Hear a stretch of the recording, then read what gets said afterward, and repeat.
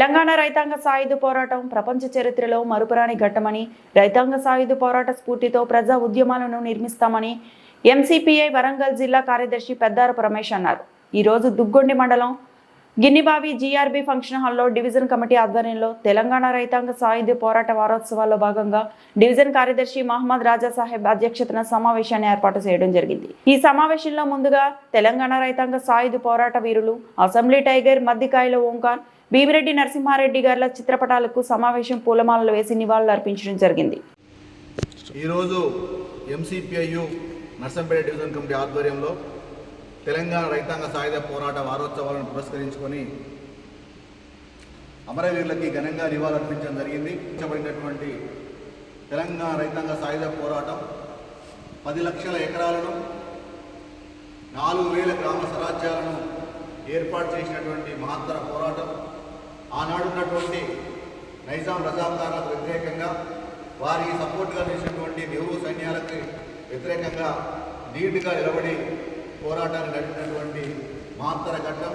1946 నుంచి 1951 వరకు ఈ తెలంగాణ ప్రాంతంలో భూమి కోసం, భక్తి కోసం, పేద ప్రజల విముక్తి కోసం జరిగినటువంటి పోరాటం ఇప్పటికీ గుర్తున్నదని చెప్పేసి అంటే ఈరోజు ప్రజల యొక్క సమస్యలు ఇంకా ఆనాడు నైజాం రజాకార్ల పాలనలో ఏ విధంగా ఉందో ఇప్పటికీ ఈ తెలంగాణ రాష్ట్రం ఏర్పడిన తర్వాత కూడా ఈ ప్రభుత్వంలో కూడా ప్రజా సమస్యలు ఆ విధంగానే ఉన్నటువంటి పరిస్థితి ఉంది.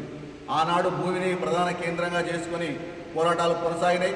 ఇప్పటికీ పేదలు ఇంటి స్థలాలు లేక, సాగు భూములు లేక, దళితులు, గిరిజనులు, బహుజనులు అనేక ఇబ్బందులు ఎదుర్కొన్న పరిస్థితి ఉంటా ఉంది. ఈ ఆనాటి పోరాటంలో అమరజీవులైనటువంటి కామ్రేడ్ మద్దికాయల ఓంకార్ గారు, కామ్రేడ్ మద్దికాయల లక్ష్మక్క, భీమిరెడ్డి నరసింహారెడ్డి గారు, పుచ్చలపల్లి సుందరయ్య గారు, మల్లు స్వరాజ్యం గారు, ఆరుట్ల కమలాదేవి గారు, రావి నరసింహారెడ్డి గారు, ఇలాంటి మహానుభావులు ఎన్నో పోరాటాలతో, త్యాగాలతో ఈ తెలంగాణ విముక్తి కావడానికి ఈరోజు ముందుకు వస్తే ఎన్నో త్యాగాలతో సాధించుకున్నటువంటి ఈ తెలంగాణ రాష్ట్రంలో సైతం అలాంటి సమస్యలు ఇప్పటికీ నెలకొని ఉన్నాయనంటే చాలా అతిశక్తి కలుగుతూ ఉంది. అందుకోసమే ఈ ఆనాటి తెలంగాణ రైతాంగ సాయుధ పోరాట స్ఫూర్తితోటి భూమి సమస్య, నిరుద్యోగ సమస్య, తెలంగాణ ప్రజలకు సంబంధించి అనేక సమస్యలు పరిష్కారం కావాలంటే ఆ పోరాట స్ఫూర్తిని ఈరోజు అందరూ కూడా పుణిగిపుచ్చుకోవాల్సిన అవసరం ఉంది. దానికి ఎర్ర జెండా నాయకత్వం తప్ప వేరొకటి లేదనేటువంటి ఈ సందర్భంగా గుర్తు చేయాల్సిన అవసరం ఉంది.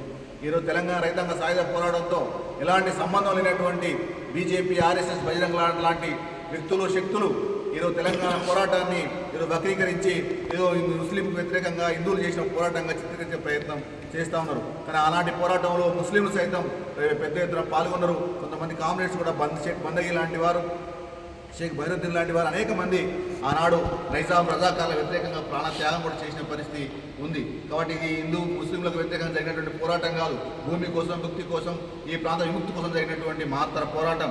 ఆ పోరాట స్ఫూర్తితోనే ఇప్పటికీ కూడా ఈరోజు మతోన్మాదానికి వ్యతిరేకంగా, అదేవిధంగా పేదల సమస్యల పరిష్కారం కోసం, భూమి కోసం పోరాటాలు కొనసాగించాలని, అందుకోసం ఆనాటి అమరవీరుల బాటలో ఈరోజు ఎర్ర జెండా పట్టుకొని ఈరోజు సమాజ మార్పు కోసం ఈరోజు ముందుకు సాగుతా ఉన్నాం.